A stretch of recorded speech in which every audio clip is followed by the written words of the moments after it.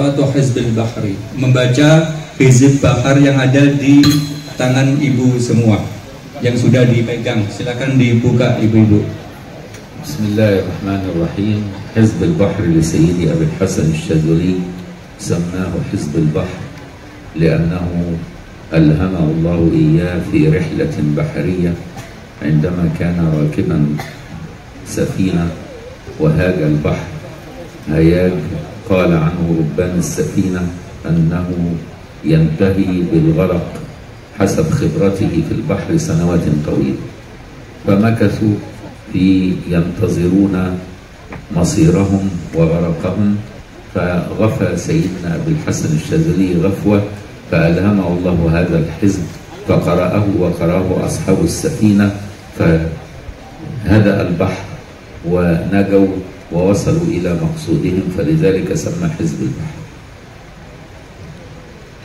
Beliau menyampaikan bahwasanya kita akan membaca Hizb Bahar, yaitu karya Sayyidina Imam Abul Hasan Asyadzuli radhiyallahu anhu wa nafa'ana bihi fid dharain amin.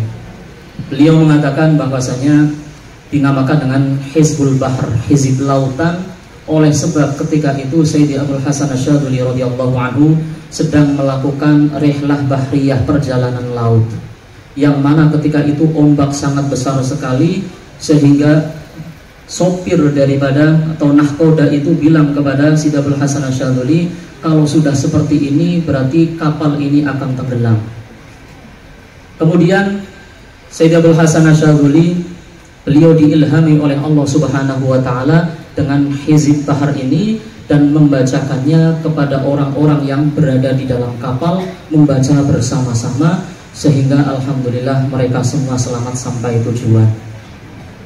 وقال العلماء بعد ذلك عند مطالعة حزب البحر واستعماله في الدعاء أن في مقدمته اسم الله الأعظم الذي إذا سئل به أعطى واستجاب، وهي أول الحزب: اللهم يا علي يا عظيم يا حليم يا عليم وأنت ربي وعلمك حسبي، فنعم الرب ربي ونعم الحسب حسبي، تنصر من تشاء وأنت العزيز الرحيم. أن هذه المقدمة فيها اسم الله الأعظم، فلو قدمتها في أي دعاء تدعوه إن شاء الله يكون أرجى للقبول حتى ولو لم تقرأ ذاك الحزب.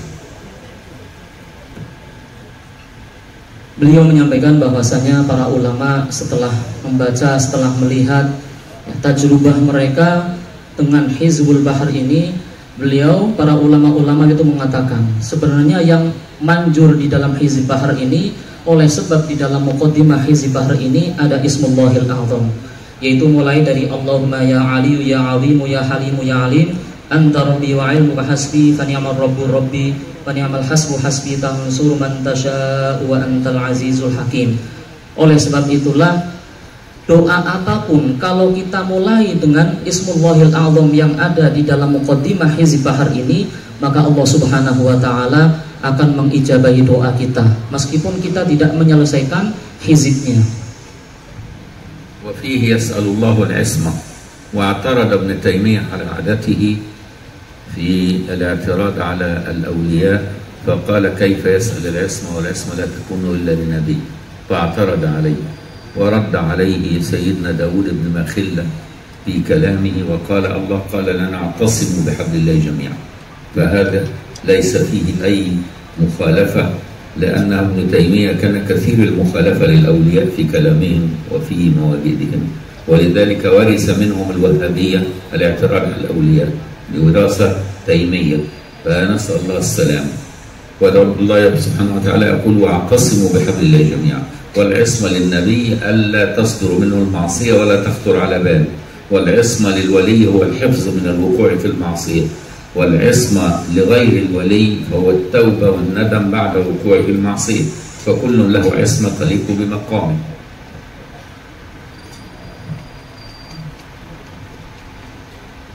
Beliau menyampaikan bahwasanya di dalam Hizb Bahar ini ada kata-kata kita itu minta ismah wa asimni, yang mana ismah ini diprotes oleh Ibnu Taimiyah, sebagaimana kebiasaan daripada Ibnu Taimiyah itu protes kepada para aulia. Bagaimana Ibnu Taimiyah memprotes hizib Imam Abil Hasan Asy'adzili ini, yang namanya ismah itu berarti terjaga dari dosa, tidak melakukan dosa sama sekali. Nah, ini adalah merupakan artinya kita meminta sesuatu yang mustahil dari Allah Subhanahu wa taala. Nah, kemudian lantas murid daripada Sidi Mursi Abdul Abbas radhiyallahu anhu, yaitu Sayyidina Daud bin Makhillah, beliau mengatakan, mengerot kepada Ibnu Taimiyah, di dalam Al-Quran dikatakan wa'tasimu bihablillah, wa'tasimu bihablillah. Nah, ada kata-kata ismah di dalam Al-Quran, sehingga doa kita meminta ismah itu tidak salah. Nah, kemudian makna daripada ismah sendiri itu bergantung kepada penisbatannya siapa, ditempelkan kepada siapa. Kalau ismah itu ditempelkan kepada baginda Muhammad SAW, itu artinya terbebas dari dosa, tidak pernah melakukan dosa sama sekali, kecil ataupun besar. Kalau ismah itu dinisbatkan kepada seorang wali, maka yang dimaksud adalah al-hifz, yaitu dijaga oleh Allah Subhanahu wa taala untuk tidak melakukan dosa. Adapun ismah ketika dinisbatkan selain daripada wali terhadap orang-orang yang beriman, artinya adalah ketika dia melakukan dosa, maka Allah Subhanahu wa taala akan memberikan ilham kepadanya untuk segera bertaubat dan diterima taubatnya. Wallahu a'lam. ثم بعد ذلك هذا الحزب جربه العلماء وقالوا أنه يقرأ على نية كل قارئ، فإذا كان لك حاجة معينة تجعل هذه الحاجة في قلبك وتقرأ بنية قضائها أو تفريجها أو غير ذلك، ولك أن تنوي نية عامة بتفريج الكروب عن المسلمين وعن كل مكروب وشفاء الأمراض لكل مريض وإلهام التوبة لكل عاصي وحسن الخاتمة لكل مسلم، وهكذا كلما زادت النوايا في قلبك ازداد ثواب قراءة الحزب، لأن العبادة المتعدية للغير تكون ثوابها أعلى من العبادة القاصرة على العبد. Beliau menyampaikan bahwasanya Hizb Bahr ini adalah sesuai dengan niatan daripada pembacanya. Bisa kita niatkan untuk qada al-hajat. Kita punya hajat, kemudian kita baca hizib ini.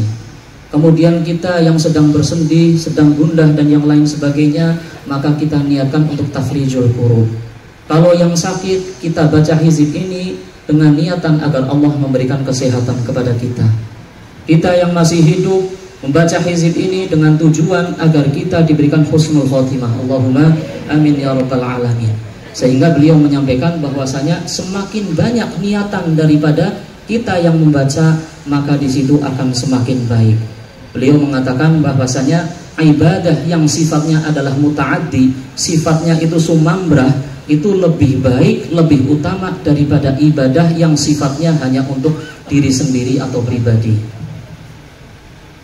ووظفه أهل الطريقة الشاذلية لمريديهم أن يقرؤوه مرة في اليوم. بعضهم قال بعد صلاة الصبح بعد الأوراد المعتادة، وبعضهم قال بعد صلاة العصر، وبعضهم قال في أي وقت شئت تقرأه في اليوم حسب وقتك فيكفيك مرة في اليوم. وبعضهم قال يستحب للمبتدئ أن يقرأه مع ختام كل صلاة 5 مرات في اليوم.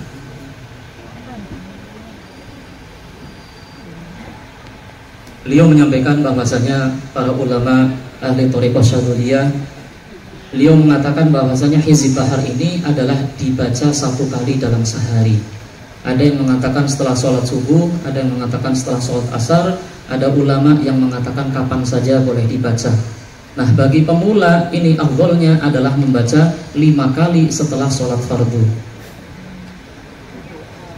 ونجيزكم بهذا الحزب بأسانيدنا المتصلة إلى السادة الشاذلية أن تقرؤوه مرة في اليوم أو أكثر من مرة حسب طاقة كل إنسان ووقته وحاجته لذلك. Qabilna. Beliau menyampaikan bahwasanya saya mengijazahkan kepada para hadirin sekalian untuk dibaca 1 kali dalam sehari, atau lebih juga boleh, tergantung kesibukan masing-masing. في بعض الكتب تجد حزب البحر في صيغ أطول من هذه الصيغ في الأوراق التي بين يديك، لأنه زود عليه هذا الحزب كثير من الأولياء على مر العصور زيادات كثيرة، لكن ما هو مكتوب في الورقة عندك هو حزب البحر الأصلي بلا زيادة، كما قرأه سيدنا أبي الحسن وعلمه لسيدي المرسي أبو العباس، ومنه لسيدي أحمد بن عطاء الله، ثم داود بن ماخلة، ثم السادة الوفائية، إلى أن وصل إلينا في إسنادنا في طريقتنا الصديقية القوية الشاذلية بهذا النص دون زيادة.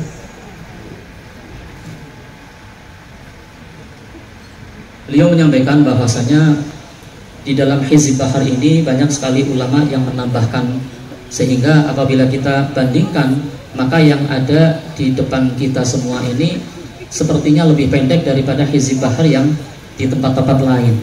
Nah, beliau mengatakan bahwasanya ini adalah merupakan yang asli daripada Hizb Bahar yang dibacakan oleh Sidi Abul Hasan Asy-Syadzuli kepada muridnya, yaitu Sayyidina Mursi Ibnu Abbas, Abul Abbas, kemudian dibacakan kepada Sidi Ahmad bin Athaillah As-Sakandari, kemudian dibacakan kepada Sidi Daud Ibnu Bakhillah, kemudian dibacakan kepada Sadah Wafaiyah, kemudian sampai silsilah sanad ini kepada saya radhiyallahu anhu.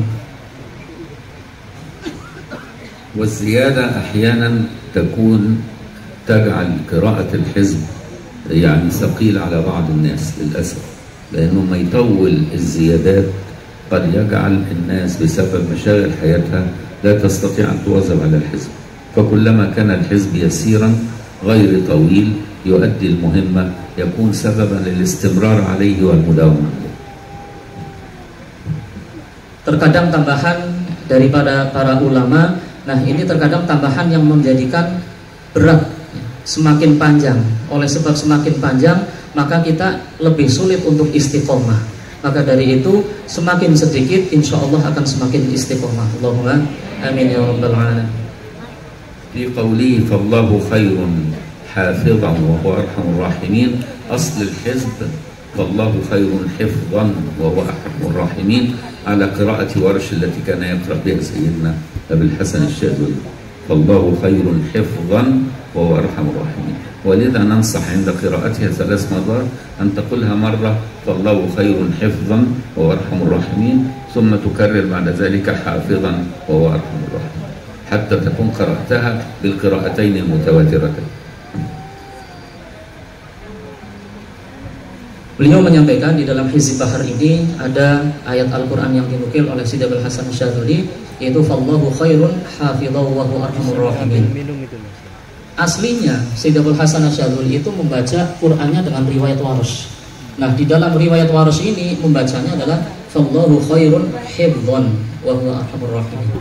Nah, ini beliau memberikan nasihat bahwasanya kalau kita membaca fallahu khairun hafidhahu wa huwa arhamur rahimin, ini kan membacanya 3 kali, sehingga salah satu dari 3 tersebut di akhir misalkan itu kita membacanya dengan riwayat Imam Warsh, yaitu fallahu khairun hifdhahu wa huwa arhamur rahimin.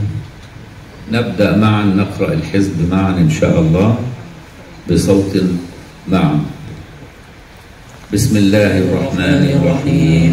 اللهم يا عليم يا عظيم يا حليم يا عليم أنت ربي وعلمك حسبي فنعم الرب ربي ونعم الحسب حسبي تنصر من تشاء وأنت العزيز الحكيم. نسألك العصمة في الحركات والسكنات والكلمات والإرادات والخطرات من الظنون والشكوك والأوهام الساترة للقلوب عن مطالعة الغيوب، فقد ابتلي المؤمنون وزلزلوا زلزالا شديدا، وإذ يقول المنافقون والذين في قلوبهم مرض ما وعدنا الله ورسوله إلا غرورا، فثبتنا وانصرنا وسخر لنا هذا البحر كما سخرت البحر لموسى وسخرت النار لإبراهيم وسخرت الجبال والحديد لداود وسخرت الريح والشياطين والجن لسليمان وسخر لنا كل بحر ولك في الأرض والسماء والملك والملكوت وبحر الدنيا وبحر الآخرة وسخر لنا كل شيء يا من بيده ملكوت كل شيء. كافها يا عين صاد كافها يا عين صاد.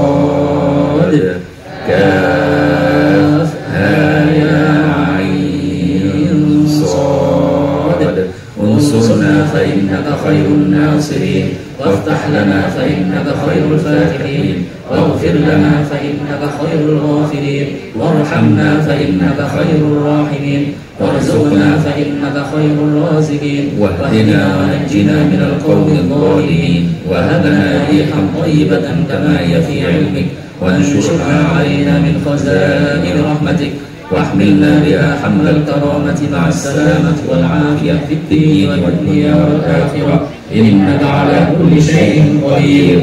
اللهم يسر لنا أمورنا مع الراحة لقلوبنا وأبداننا والسلامة والعافية في ديننا ودنيانا وكن لنا صاحبا في سفرنا وخليفة في أهلنا واطمس على وجوه أعدائنا وامسحهم على مكانتهم فلا يستطيعون المضي ولا المجيء إلينا ولو نشاء لطمسنا على أعينهم فاستبقوا الصراط فأنى يبصرون ولو نشاء لمسخناهم على مكانتهم فما استطاعوا مضيا ولا يرجعون.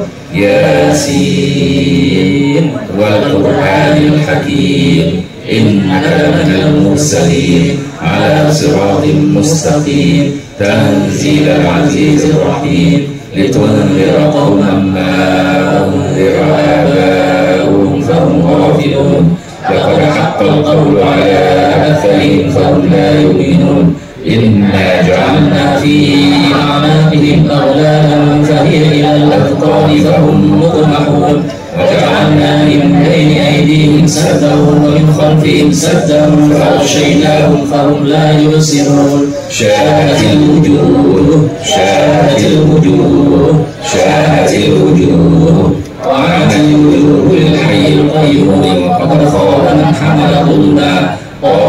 طاسين حميم عين سين قاف مرج البحرين يلتقيان بينهما برزخ لا يبغيان.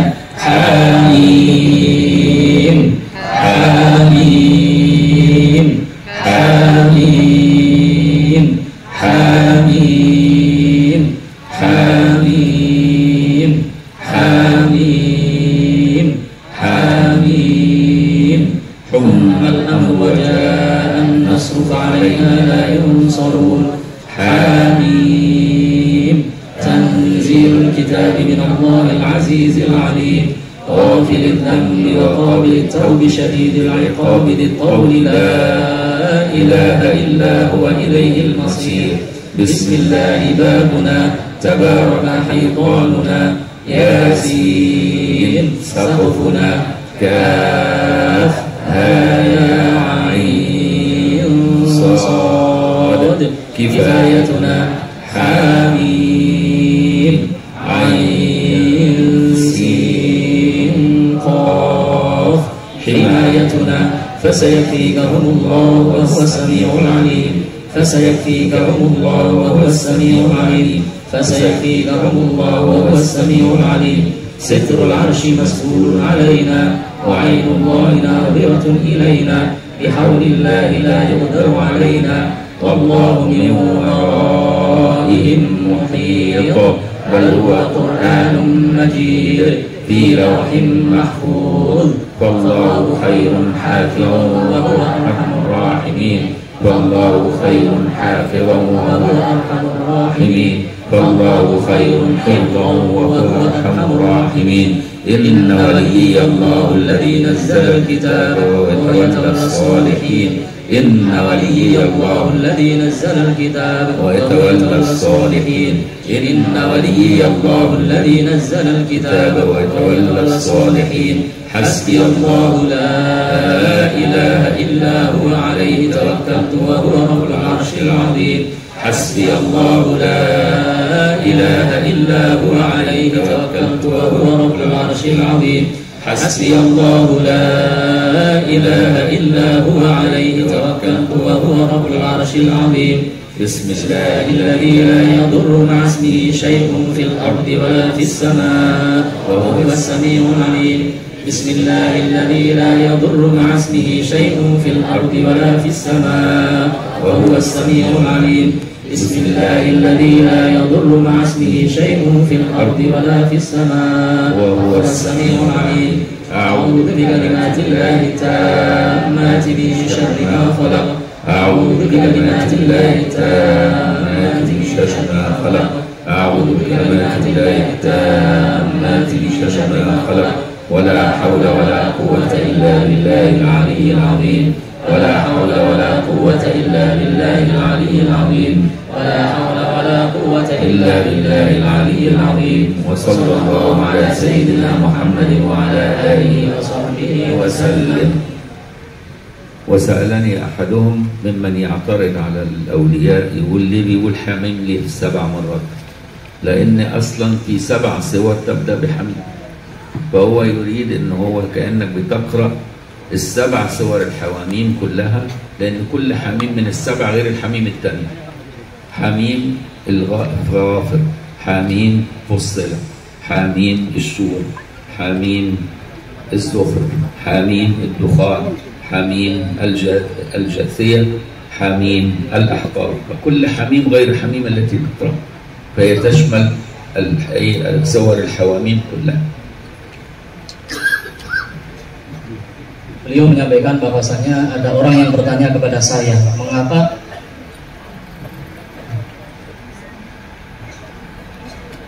di dalam Hizb Bahar ini kok menyebutkan Hamim 7 kali.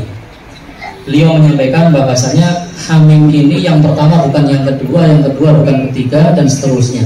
Masing-masing Hamim tersebut adalah merupakan awal daripada setiap surat Hawamim yang ada 7 jumlahnya, yaitu ada surat Qaf, kemudian surat Fussilat, kemudian Syura, kemudian Zukhruf, Dukhan, kemudian Jasiyah dan Ahqaf.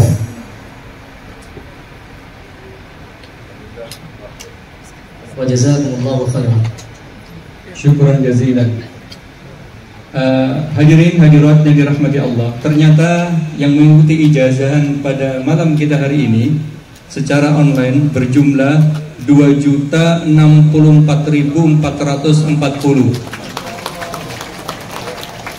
Ayyuha masyayikhina al-kiram alladhina yushahiduna fi YouTube wa hum yashtarikuna aidan li akhdhi al-ijazah min hadratikum adaduhum 1,64,440 musyahid.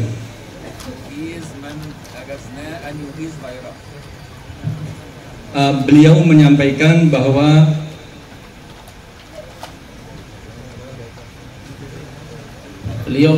bahwasanya kita yang sudah mengambil ijazah ini, baik yang hadirin ataupun yang melalui YouTube, nah ini boleh mengijazahkan kepada yang lainnya.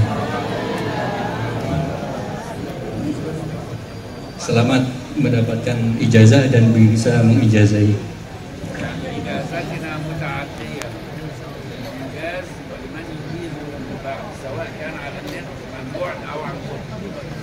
Beliau menyampaikan bahwasanya ijazah kita adalah merupakan ijazah yang muta'adiyah. Artinya bukan hanya yang hadir saja, akan tetapi para hadirin dan juga yang ikut menyaksikan di dalam sosial media boleh mengijazahkan kepada orang yang tidak hadir. Syukran jazilan ya Syekhina.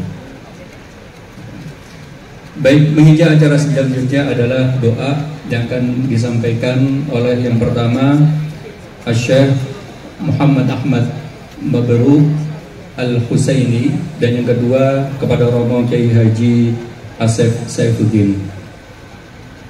Tafadhal ya Syekhi. Bismillahirrahmanirrahim. Wa qala rabbukum ud'uni astajib lakum. Allahumma lakal hamdu hamdan katsiran kama tuhibbu rabbana wa tarda.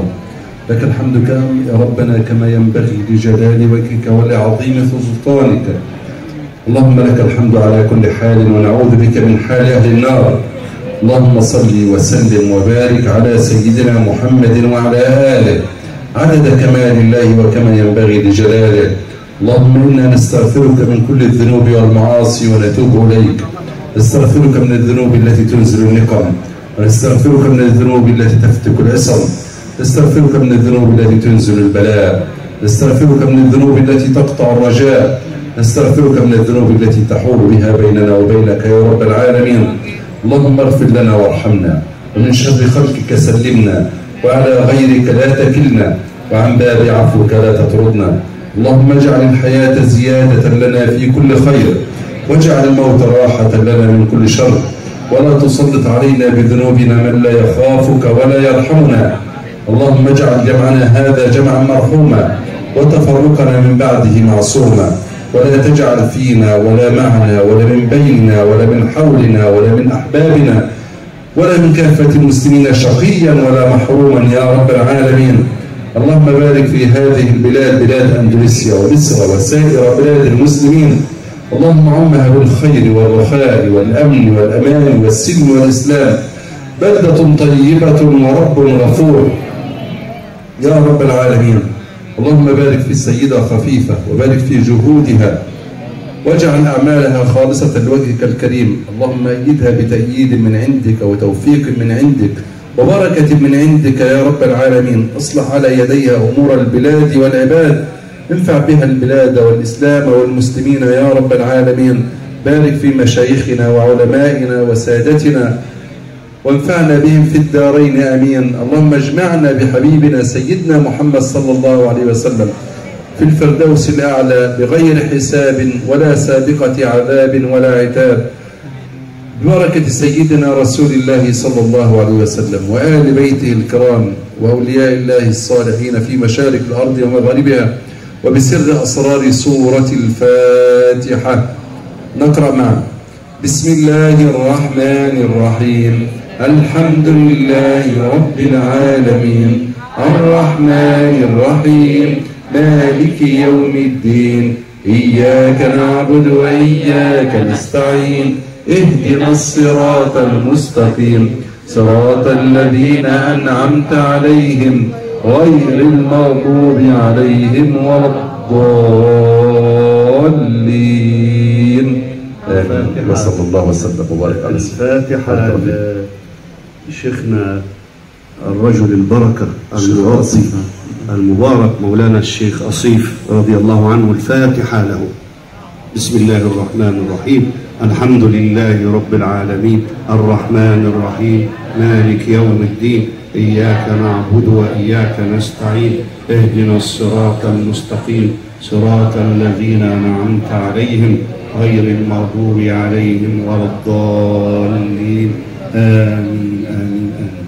معلش اللي معاه الحزب في تصحيح المقدمة في آخرها بيقول وأنت العزيز الحكيم، هي وأنت العزيز الرحيم، فصلحها صلحها عشان تبقى متصلحة. يعني لو معك قلم هتقول إيه؟ تنصر من تشاء وأنت العزيز الرحيم، مكان الحكيم وأنت العزيز الرحيم، صلحها. Beliau menyampaikan bahwasanya naskah yang ada di depan kita itu ada kesalahan. Harusnya itu wa antal azizur rahim, tetapi di situ tulisannya wa antal azizul hakim. Jadi kalimat al-hakim diganti dengan ar-rahim.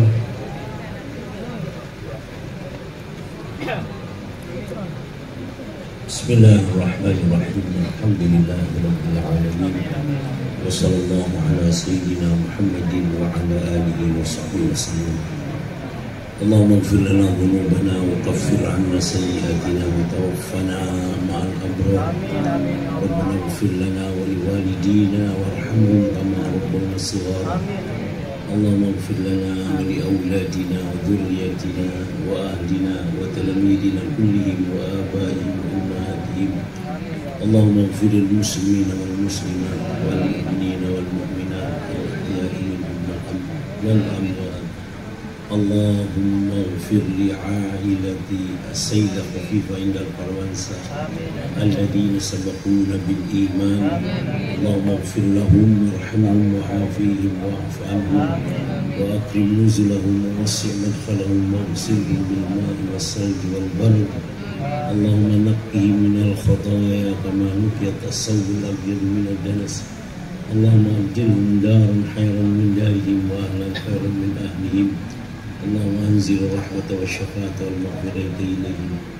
Allahumma ja'al quburahum rawdatan min riyadil jinan wa la taj'al quburahum hufratan min hifarin niran. Allahumma adkhilhumul jannah اللهم أدخلهم الجنة وأنقذهم من النار وأنقذهم من النار. اللهم ربنا زدنا علوما نافعة وارزقنا أعمالا متقبلة. اللهم ارزقنا رزقا حلالا طيبا واسعا كثيرا مباركا من غير حول ولا تعب من كل النواحي من حيث لا نحتسب. اللهم ارزقنا زيارة مكة والمدينة آمين. وزيارة رسول الله محمد آمين. صلى الله عليه وسلم في الحج والعمرة. الله والمسجد الأقصى. آمين. اللهم ارزقنا رؤيتك في جنتك وأنت راض عنا. اللهم ارزقنا رؤية حبيبك محمد صلى الله عليه وسلم في منامنا ويقظتنا. اللهم ارزقنا حبك يا الله وحب رسولك محمد صلى الله عليه وسلم وحب أهل بيته بفضلك ورحمتك يا أرحم الراحمين. اللهم لا تكلنا اللهم يا الله يا الله يا ربي يا ربي يا رحمن يا رحمن يا رحيم يا رحيم لا تكلنا إلى أنفسنا في حفظ ما ملكتنا لما أنت أملك به منا وامددنا بدقائق اسمك الحفيد الذي حفظت به نظام الموجودات واقصنا بذر من كفايتك وقلدنا بسيف نصرك وحمايتك وتوجنا بتاج عزك وكرامتك وردنا برداء منك وركبنا مركب النجاة في المحيا وبعد الممات حتف جش وامددنا بدقائق اسمك الحفيد الذي حفظت به نظام الموجودات وامددنا بدقائق اسمك القهار ترفع به عنا من أرادنا بسوء من جميع المؤذيات وتولنا ولاية العز يخدوننا بها كل جبار عنيد وشيطان مريد يا عزيز يا جبار يا عزيز يا جبار. اللهم ألق علينا من زينتك ومحبتك من شرف ربوبيتك ما تشهد به القلوب وتذل به النفوس وتخلع له الرقاب وترك له الأبصار وتعد له الأفكار ويصغر له كل متكبر جبار ويسخر له كل ملك قهار. يا الله يا واحد يا الله يا واحد يا الله. اللهم سخر لنا جميع خلقك كما سخرت البحر لسيدنا موسى عليه السلام ولين لنا قلوبهم كما لينت الحديد لسيدنا داود عليه السلام. اللهم سخر لنا جميع خلقك كما سخرت البحر لسيدنا موسى عليه السلام ولين لنا قلوبهم كما لينت الحديد لسيدنا داود عليه السلام. فإنهم لا ينطقون إلا بإذنك نواصيهم في قبضتك وقلوبهم في يدك تصرفهم حيث ما شئت يا مقلب القلوب يا مقلب القلوب يا علم الغيوب يا علم الغيوب. أدفعنا غضب الناس بلا إله إلا الله واستجلبنا رضاهم بسيدنا محمد صلى الله عليه وسلم فلما رأيناه أخبرناه وقطعنا أيديهن وقلنا حاشا لله ما هذا بشرا إن هذا إلا ملك كريم. اللهم حسن لنا جميع مقاصدنا. اللهم يسر لنا كل أمورنا. اللهم اقض جميع حوائجنا. اللهم أجب دعواتنا بفضلك ورحمتك يا أرحم الراحمين. اللهم حسن لصيد خفيفة عند الفروانسة جميع مقاصدها. اللهم حسن لها جميع مقاصدها ويسر لها كل أمورها واقض جميع حوائجها وأجب دعواتها بفضلك ورحمتك يا أرحم الراحمين. اللهم إنا نسألك في سفرنا البر والتقوى ومن العمل ما تحب وترضى. اللهم هون علينا سفرنا واطوي عنا بعده. اللهم أنت الصاحب في سفرنا والخليفة في أهلنا وأولادنا وأموالنا. اللهم إنا نعوذ بك من وعساء السفر وكآبة المنظر وسوء المنقلب في الأهل والمال والولد. وصلى الله على سيدنا محمد وعلى آله وصحبه وسلم والحمد لله رب العالمين. الفاتحة.